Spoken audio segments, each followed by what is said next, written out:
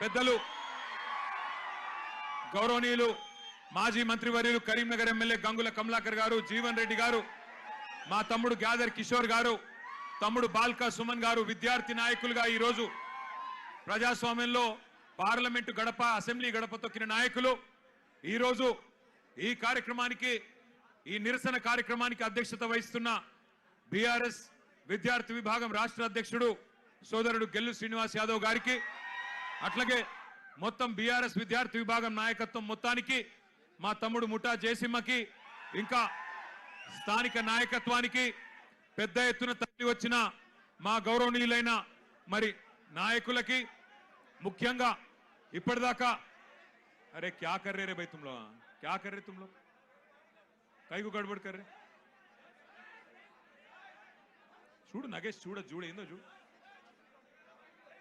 ఇప్పటిదాకా అద్భుతంగా మాట్లాడిన మా చెల్లెళ్ళు, తమ్ముళ్ళు, నీట్ మాత్రమే కాదు భారతదేశంలో ప్రస్తుతం నెలకొన్న పరిస్థితుల పట్ల ఆక్రోశం వ్యక్తం చేస్తున్న యంగ్ జనరేషన్ జెన్ జీకి సంబంధించిన మా తమ్ముళ్ళు, చెల్లెలందరికీ ఒకసారి గట్టిగా చప్పట్లతో వారికి అభినందనలు చెప్పాలని నేను కోరుతా ఉన్నా. నిజంగా ఇవాళ ఇక్కడ పెట్టింది కార్యక్రమం రాజకీయం కోసమో, ఎవరినో తిట్టడానికో లేదా ఎవరినో విమర్శించడానికో కాదు. గత 25 రోజులుగా ఢిల్లీలో జరుగుతున్న పరిణామాలు, ఏ నాయకుడు లేడు, ఏ పార్టీ లేదు, ఏ జెండా లేదు, ఏ పెద్ద నాయకుడు అక్కడ లేడు. కానీ ఇవాళ పిల్లలు భారతదేశ వ్యాప్తంగా కదం దొక్కుతా ఉన్నారు. ఎక్కడి వారక్కడ రైళ్లలో బయలుదేరి, బస్సులలో బయలుదేరి, వాళ్ళ తల్లిదండ్రికి కొంతమంది చెప్పకుండానే ఢిల్లీకి చేరుకొని జంతర్ మంతర్లో ఈరోజు తమ గలం విప్పుతున్నారు, అద్భుతమైన పోరాట పటిమ ప్రదర్శిస్తున్నారు. అవన్నీ చూసిన తర్వాత ఒక ఇద్దరు టీనేజ్ పిల్లల తండ్రిగా, ఒక తండ్రిగా, ఇద్దరి పిల్లల తండ్రిగా, అట్లాగే ఈ భారతదేశ పౌరుడిగా వారి మీద జరుగుతున్న దాడులు, వారి మీద ప్రభుత్వం వ్యవహరిస్తున్న తీరు చూసిన తర్వాత మనసు ఊరుకోక, ఉండబట్టలేక నిన్న పొద్దున వరంగల్ పోయేటప్పుడు ఒక నిర్ణయం తీసుకున్నాం.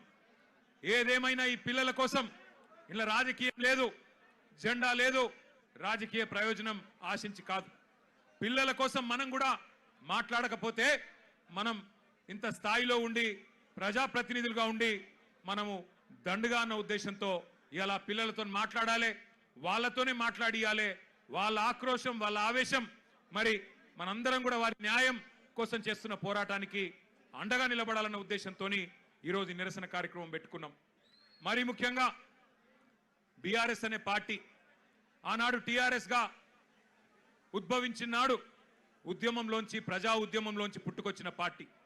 ప్రజలను తెలంగాణ వ్యాప్తంగా డాక్టర్ బాబాసాహెబ్ అంబేద్కర్ గారు చెప్పినట్టుగా బోధించు, సమీకరించు, పోరాడు అనే అంబేద్కర్ తత్వాన్ని జీర్ణించుకొని లక్షల సంఖ్యలో ప్రజల్ని సమీకరిస్తూ తెలంగాణ ఎందుకు కావాలో వారికి బోధిస్తూ, అట్లాగే ఎక్కడ అన్యాయం జరిగినా పోరాటం చేసిన పార్టీ పెద్దలు కేసీఆర్ గారి నాయకత్వంలో అల్టిమేట్ గా ఢిల్లీ మెడలు వంచి తెలంగాణ సాధించిన పార్టీ బీఆర్ఎస్ పార్టీ. అందుకే ఉద్యమ పార్టీగా ఉద్యమంలో పుట్టిన నాయకులుగా, ఉద్యమంలోంచే ప్రజాప్రతినిధులు ప్రభుత్వాన్ని ఏర్పాటు చేసిన వారుగా ఉద్యమాలంటే, ప్రజా ఉద్యమాలంటే మాకు గౌరవం ఉంది. అందుకే ఆ ఉద్దేశంతోనే వాళ్ళ పిల్లలు చేస్తున్న ఈ పోరాటానికి ఉడతా భక్తిగా కేవలం వాళ్ళకు వెన్నుదన్నుగా మనం నిలబడాలి. ఇలా మన జెండాలతోని వాళ్ళ పోరాటాన్ని మలినం చేయొద్దు, మన జెండాలతోని, మన రాజకీయ ఎజెండాలతోని వాళ్ళ పోరాటాన్ని మలినం చేయాల్సిన అవసరం లేదు. కానీ వారికి అండగా నిలబడి ధైర్యం చెప్పి మీ ఎంబడ మేము కూడా ఉన్నాం, మీరొక్కరు మాత్రమే కాదు అని చెప్పవలసిన బాధ్యత మన మీద ఉన్నది. నిజంగా నాకు నిన్న మొన్న ఢిల్లీలో జరిగిన సంఘటనలు చూస్తుంటే కళ్ళల్లో నీళ్లు తిరిగినాయి. మనిషి అనేవాడికి ఎవరికైనా సరే మనసంటూ ఉంటే ఢిల్లీలో జరిగిన సంఘటనలు చూసిన తర్వాత మనసు చలించక మానదు. పిల్లల్ని కుల్లబొడుస్తున్నారు. ఏమడిగినారు పిల్లలు, ఏం కోరుకున్నారు వాళ్ళు? మోడీ గారు కూర్చున్న కుర్చీ అడిగినరా, లేకపోతే అమిత్ షా గారు కూర్చున్న కుర్చీ అడిగినరా, లేదా ధర్మేంద్ర ప్రధాన్ గారు కుర్చీ మాకు ఈమని అడిగినరా? ఏమడిగినరు? అధికారం అడిగినరా? లేదా మాకు అర్జెంటుగా మీరు రాజీనామా చేసి మాకు అప్పచెప్పండి మీ ప్రభుత్వాన్ని అన్నారా? ఏమడుగుతున్నారు? న్యాయం కోరుతా ఉన్నారు. మాకు అన్యాయం జరిగింది, మాకు న్యాయం చేయండి అని అడిగినారు. విజ్ఞప్తులు చేశారు, వినతి పత్రాలు ఇచ్చినారు, దండం పెట్టారు, దరఖాస్తులు ఇచ్చినారు. చివరికి సోనం వాంగ్చుక్ గారు నిరాహార దీక్ష కూర్చున్నారు. ప్రజాస్వామికంగా గాంధేయ మార్గంలో మహాత్మా గాంధీ గారు చూపెట్టిన బాటలో చివరికి నిరాహార దీక్షకు జంతర్ మంతర్ దగ్గర కూర్చున్నాడు. ఎట్లా అయితే పెద్దలు కేసీఆర్ గారు అన్నాడు తెలంగాణ కోసం చావు నోట్లో తలబెట్టిండో, అట్లాగే ఈ పిల్లలకు న్యాయం జరగాలి, ఈ పిల్లలకు జరిగిన అన్యాయం సరిదిద్దాలి. కేంద్ర ప్రభుత్వం అకౌంటబిలిటీ రావాలి, జవాబుదారితనం ఉండాలి సిస్టంలా. అదేవిధంగా విద్యా విధానంలోనే సంస్కరణలు రావాలి, రిఫార్మ్స్ రావాలని చెప్పి సోనం వాంగ్చుక్ గారు నిరాహార దీక్ష కూర్చుంటే ఒక్క మీడియా సంస్థ చూపెట్టదు, ఒక్క మీడియా ఓడు రాడు. భయం, ఏం చేస్తారో, ఎక్కడ ఐటీ దాడులు చేస్తారో, ఎక్కడ సిబిఐని పంపిస్తారో, ఎక్కడ ఈడీని పంపిస్తారో, ఎక్కడ తమ వేట కుక్కలను పంపి ఇబ్బంది పెడతారో అని భయం. మీడియా రాలే. కానీ ఏం చేసింది జెన్జీ, యంగ్ జనరేషన్ ఏం చేసింది? ఏ మీడియా గిడియా జాంతా నై, మా సోషల్ మీడియా ఉంది చాలు అని చెప్పి ఇవాళ దేశం మొత్తాన్ని కదిలిచ్చింది. అందుకే అంటా ఉన్న మోడీ గారు, మీరు పెట్టుకోకూడనలతో పెట్టుకున్నారు, ఎవరితోనైతే పెట్టుకోవద్దో వాళ్ళతోనే పెట్టుకున్నావు, నువ్వు కొరివితో తలగొక్కున్నావు. మోడీ గారు జాగ్రత్త పడు, తరం మారుతున్నది, స్వరం మారుతున్నది, నవతరం వరస మారుతున్నది. రాజ్యమా ఉలిక్కి పడు, గుర్తుపెట్టుకో, జాగ్రత్తగా ఉండు. వాళ్ళు అనుకుంటే మొన్ననే నేపాల్లో ప్రభుత్వం కుప్పగూలింది. ఈ పిల్లలు తలుచుకుంటే శ్రీలంకలో బగాయించి బగాయించి అక్కడ ఉన్నోళ్లను ఉరికిచ్చి దేశం అవతల దాకా పోయేదాకా విడిచిపెట్టలేదు. కాబట్టి ఎవరితో పెట్టుకోవద్దో మోడీ గారు, వాళ్ళతోనే పెట్టుకున్నావు. వాళ్ళ అహం మీద కొట్టినవి ఇయ్యాల. ఏమడుగుతున్నారయ్యా వాళ్ళు మాట్లాడితే ఒకడు టెర్రరిస్టులు వీళ్ళు అంటాడు, ఒకడేమో ఖలిస్తాన్ వాళ్ళు అంటాడు, ఒకడేమో అర్బన్ నక్సలైట్లు అంటాడు, ఒకడేమో దేశద్రోహులు అంటాడు, ఒకడేమో పాకిస్తాన్కి వెళ్ళి ఫండింగ్ వస్తుంది అంటాడు. పనికి మాలిన మాటలు మాట్లాడతారు. ఇవాళ పిల్లలు చెప్తుంటే ఆ కథలు, ఢిల్లీలో వాళ్ళు మాట్లాడుతున్న మాటలు వింటే నిజంగా మనిషి అనే వాడెవడైనా ఉంటే కేంద్ర ప్రభుత్వంలో ఈ పాటికే పోవాలా, కూర్చోవాలా, మాట్లాడాలా. వాళ్ళ దగ్గర ఏమి డిమాండ్స్ ఉన్నాయో పిలిచి మాట్లాడి బుదిరెక్కించి అట్లా కాదమ్మా ఇట్లా అని చెప్పి సంజాయించి ఎట్లా బాగు చేస్తాం దేశాన్ని చెప్పాలా.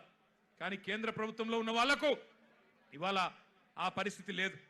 మోడీ గారు ఒక్కటి గుర్తుపెట్టుకోండి, ఇదే తెలంగాణ గడ్డ మీద 50 ఏళ్ల కిందట ఒక యువకుడు ఒక మాట అన్నాడు. ఆనాటి తరం యువకుడు, ఆనాటి యంగ్ జనరేషన్ కి సంబంధించిన నాయకుడు ఒక మాట అన్నాడు, జీనా హై తో మర్నా సీఖో, కదం కదం పే జీనా హై తో కదం కదం పే జీనా హై తో మర్నా సీఖో, కదం కదం పే లడ్నా సీఖో అన్నాడు.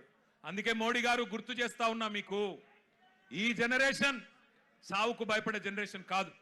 ఈ జనరేషన్ నీ ఉడత ఊపులకి, నీ ఐటీకి, ఈడీకి, సిబిఐకి భయపడే జనరేషన్ కాదు.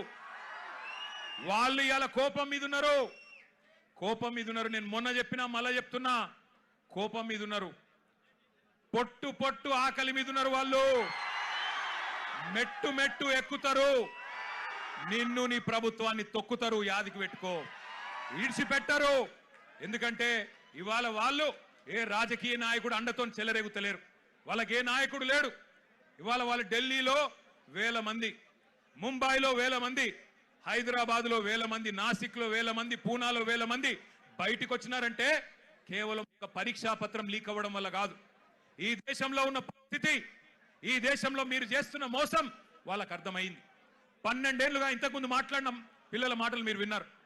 12 ఏళ్లుగా మతం పేరు మీద చిచ్చు పెట్టి ఇవాళ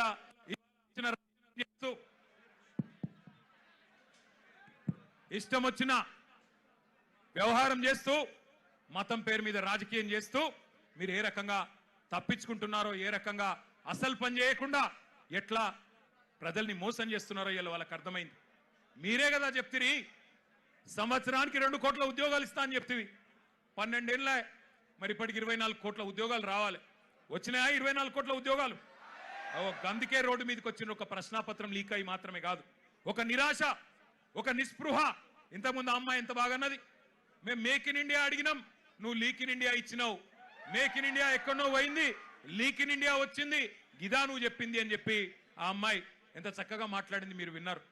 అట్లాగే ఇవాళ అడుగుతున్నారు జవాబుదారితనం. ఏమంటున్నారు? అయ్యా మీరు మంత్రులైనరు, ఎంపీలైనరు, మీరు పెద్ద ప్రధానమంత్రులైనరు, కానీ మేము మీ సీట్లు అడుగుతలేము. జవాబుదారీతనం. ఒక ప్రశ్నాపత్రం లీక్ అయితే దేశంలో మీరు ఇచ్చిన ఒక్క హామీ నెరవేరకపోతే మేము అడగద్దా, అడుగుడే తప్పైందా అని అంటా ఉన్నారు. వాళ్ళు న్యాయం అడిగితే మీరేం చేస్తున్నారు? రాజ్యం హింసకు దిగుతున్నది. పోలీసు వాళ్ళు, ఐపీఎస్ ఆఫీసర్లు ఆడపిల్లలను చెంప మీదకెళ్ళి కొడతా ఉన్నారు. పోలీసు వాళ్ళు లాఠీలతోనే ఆడపిల్లల్ని కొట్టకూడని చోట కుల్లబొడుస్తా ఉన్నారు. ఇవన్నీ వీడియోలు ఉన్నాయి, నేనేదో ఊరికే చెప్పట్లేదు. అందుకే ఇవాళ హైదరాబాద్ వేదికగా ఆ పిల్లల డిమాండ్లకు మద్దతుగా ఢిల్లీలో జరుగుతున్న జంతర్ మంతర్లో జరుగుతున్న దమన కాండకు వ్యతిరేకంగా మా నాయకుడు కేసీఆర్ గారి ఆదేశం మేరకు మొత్తం పార్టీ అంతా ఇక్కడికి వచ్చింది. వచ్చి ఆ పిల్లలకు సంఘీభావంగా అండగా, ఇందులో రాజకీయం లేదు, ఎలక్షన్లప్పుడు చూసుకుందాం రాజకీయం, ఆ రోజు ఎవరు ఎక్కడ కూర్చోవాలో ప్రజలు నిర్ణయిస్తారు. కానీ ఇవాళ మేము అడుగుతున్నది ఒకటే, ముందుగా ఎడ్యుకేషన్ మినిస్టర్ ధర్మేంద్ర ప్రధాన్ రాజీనామా చేయించండి. చేయించాలనే వాళ్ళు గట్టిగా చప్పట్లు కొట్టి చెప్పాల, గట్టిగా చప్పట్లు కొట్టాల.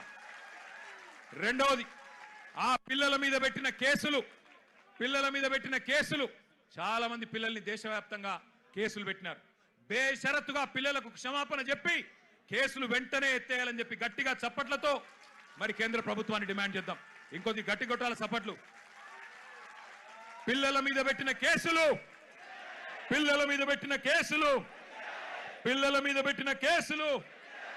మేము ఇక్కడికి బయలుదేరి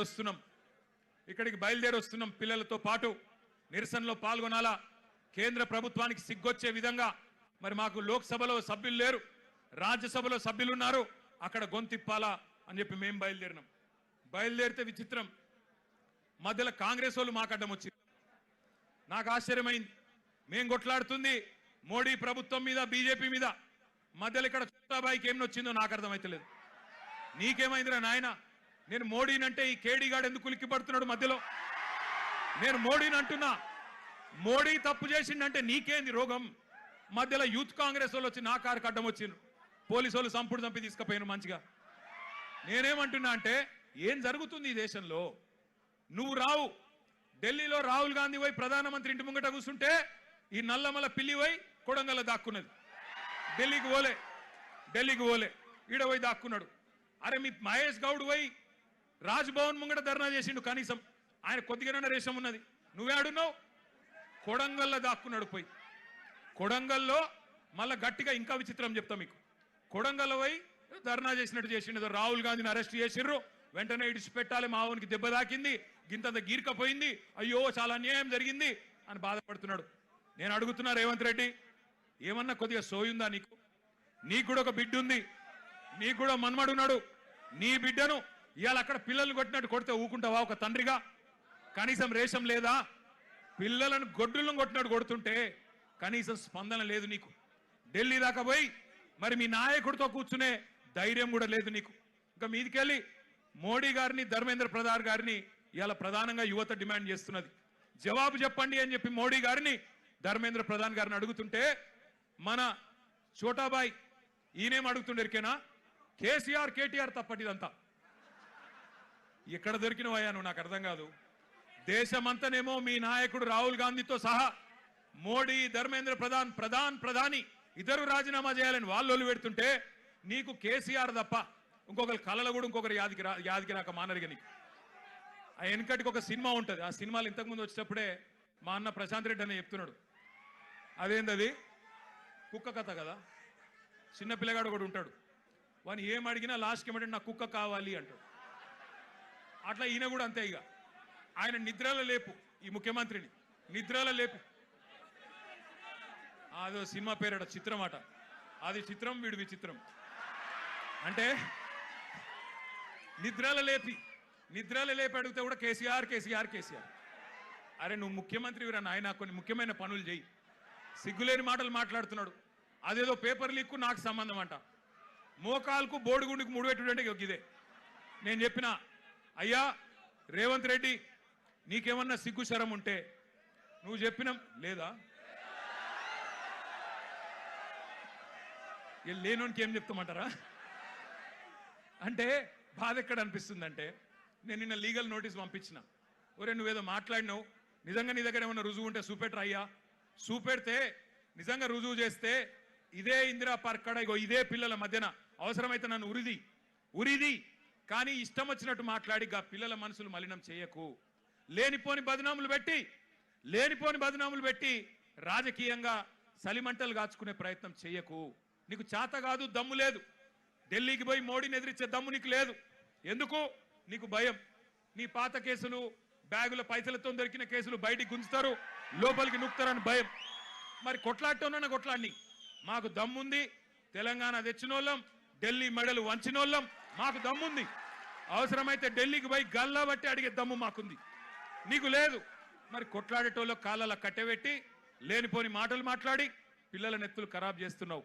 నేను ఒకటే అంటా ఉన్నా, చాలా మంది తమ్ముళ్ళు అడిగినారు నన్ను, అన్నా మీరు ఢిల్లీకి పోవచ్చు కదా, జంతర్ మంతర్ పోవచ్చు కదా, ఇక్కడ ఎందుకు అన్నారు. నేను వాళ్ళకు ఒకటే చెప్పిన, మేము జంతర్ మంతర్కు పోయి మా జెండాలు పట్టుకొని మీ ఎజెండాను హైజాక్ చేసడం కరెక్ట్ కాదు. మీరు కరెక్ట్ కొట్లాడుతున్నారు. ఏ నాయకుడు, ఏ పార్టీ వచ్చి మీకు వాళ్ళ ఎజెండాను మీ మీద రుద్ది రాజకీయ ప్రయోజనం పొందే అవకాశం మీరు ఇవ్వకండి. మీరు ఇండిపెండెంట్ గానే కొట్లాడండి. మీకు ఎక్కడోళ్ళం అక్కడ, మీకేం కావాలో చెప్పండి, పక్కకుండి మేము సహాయం అందిస్తాం. మీకు అవసరం పడితే కేసులు అయితే కొట్లాడతాం, ఎక్కడి దాకంటే అక్కడ కొట్లాడతాం, పార్లమెంట్లో కొట్లాడతాం, అసెంబ్లీలో కొట్లాడతాం, శాసన మండలిలో కొట్లాడతాం. కానీ మళ్ళా జంతర్ మంతర్ దగ్గర రాజకీయ నాయకులు జమైతే మళ్ళా మొత్తం ఇష్యూ హైజాక్ అయిపోతుంది, ఇష్యూ ఆగమైతుంది. మోడీకి సందు దొరుకుతుంది. ఎందుకు సందు దొరుకుతుంది? మమ్మల్ని తిట్టేందుకు సందు దొరుకుతుంది. పిల్లలందరూ కాంగ్రెస్ ఏజెంట్లు, బీఆర్ఎస్ ఏజెంట్లు అని అనవసరంగా తప్పించుకునే అవకాశం దొరుకుతుంది. అందుకే అందులోకి పోతలేం. మేము ఇక్కడే హైదరాబాద్ నుండే మరి మోడీ గారిని, ఇక్కడ ఉండే బీజేపీ నాయకులను కూడా ప్రశ్నించాల్సిన అవసరం ఉన్నది. ఇప్పుడే ఒక అమ్మాయి పేరు మర్చిపోయాను నేను, ఎంత గొప్ప మాట మాట్లాడింది. ఐశ్వర్యనా ఏమన్నది అమ్మాయి? రాజకీయ నాయకుల కొడుకులు రేప్ చేస్తే వాళ్ళకేమో బెయిల్ వస్తున్నాయి, జల్దీ బెయిల్ వస్తున్నాయి. మరి ప్రశ్న